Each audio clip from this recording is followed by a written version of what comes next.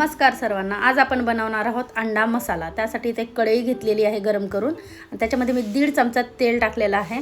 त्याचबरोबर 2 छोटे आकाराचे कांदे बारीक कट करून टाकलेले आहेत। कांदे एकदम लालसर होईपर्यंत तळायचे आहे, तरच अंडा मसाल्याला चव येते।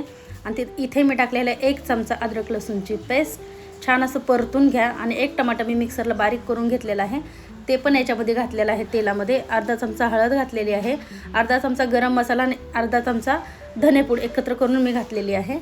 चवीनुसार तुम्ही तिखट घालू शकता।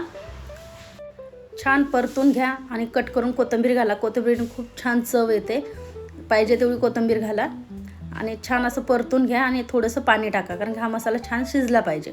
आणि इथं मी 2 लोकांच्या हिशोबाने 3 अंडी घेतलेली आहेत उकडून, त्याला असे कट करून मी याच्यामध्ये टाकलेले आहेत।